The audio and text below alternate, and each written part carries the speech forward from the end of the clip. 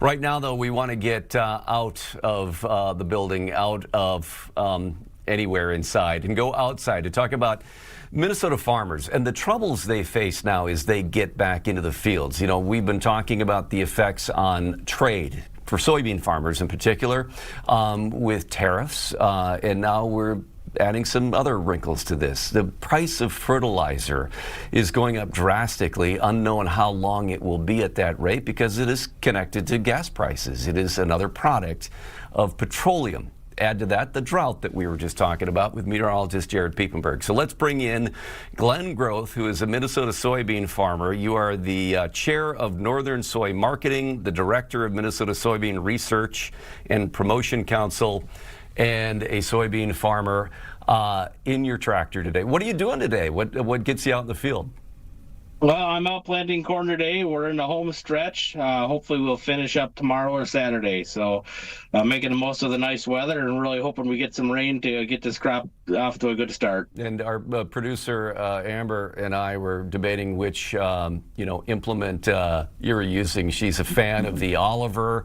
I go for John Deere, having grown up in Iowa. What do you got? I'm sitting in my John Deere tractor, and you can see my John Deere corn planter behind me here. So we use all kinds of equipment, but it's when it comes to planting, it's John Deere. Runs like a deer. Got it. We've talked to you before about trade, certainly. I think you were part of that mission to Vietnam that we talked about, trying to open up new markets for Minnesota farmers. Now that we look into other issues such as fertilizer, tell us how the impact of fertilizer prices rising, how much you're seeing them go up and the impact on farmers. Yeah, I mean, urea fertilizer is the primary one. That's the nitrogen fertilizer that goes primarily on corn crops in Minnesota. That price has gone up a couple $100 a ton since this winter here, and that's largely due to the tariffs and not so much that, even just the blockade on the Strait of Hormuz.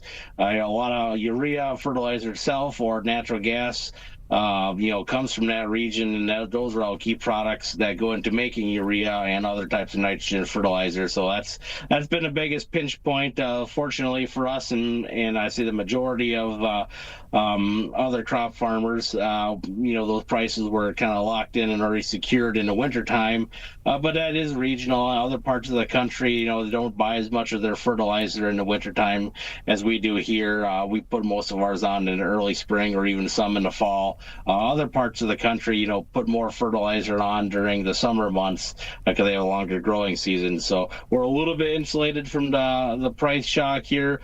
Unfortunately, the farmers who are most at risk are probably those who are having a hard time securing credit because of the low crop prices and high expenses earlier in the year. So those are the guys that I'm worried about. Yeah, and the worry too is sort of the unknown about how long these prices may stay high or how quickly they may come back down when we reach that point. I mean, what do you foresee? Yeah, it's really hard to say. It really depends on the geopolitical situation, what they get hammered out with Iran, and what we can do as far as getting Strait of Hormuz opened up. Anything we can do to facilitate freer and fairer trade is going to benefit the farmers, both in terms of the prices we receive and the prices we pay for inputs. You mentioned about how, like with buying fertilizer over the winter, securing those contracts ahead of time, some other things, the new trade deals that we're exploring.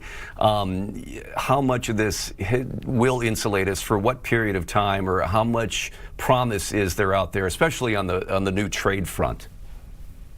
Yeah, the trouble will come in once we get into harvest season here. That's when you have a lot of crop we want to export in a quick hurry, so you don't have such a backlog of crop to export later on.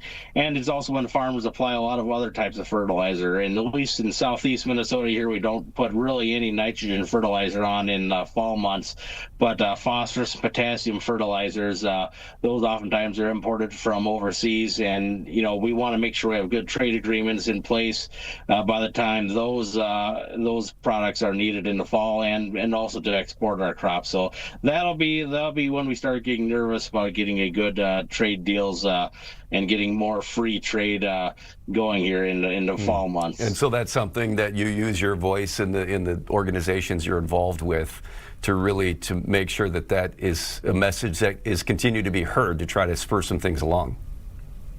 Yep, I serve on the promotion council, and our job is really to promote the products, promote soybeans. We don't really get involved in legislative issues. That's the Minnesota Soybean Growers Association, a separate organization that we work with. They're more handling the lobbying end of things at the Capitol and in Washington, D.C., and they're doing a good job getting farmers' voices heard. My job on the promotion council is to promote our products and make sure that our overseas buyers choose American soybeans first, and also to come up with new uses for soybeans domestically. All right. One last quick question here, and then we'll get that John Deere fired up again and let you get on your way. The drought conditions now, or just the lack of moisture, where are we at from your standpoint? But it's not critical yet. The biggest problem is those early planted crops, both corn and soybeans, are sometimes having a struggle getting out of the ground. We had early planting occurred in many parts of the state, and since then, any moisture we did have kind of crusted in some of the corn and soybeans, making it hard for those plants to get out of the ground because the ground is so hard. So we get some moisture that'll really facilitate good and even emergence. Without that moisture, you might see some farmers having to tear up the crop and plant it a second time and start all over. Oh, which is a huge setback. You hate to see that. All right, Glen Groth out in the fields today.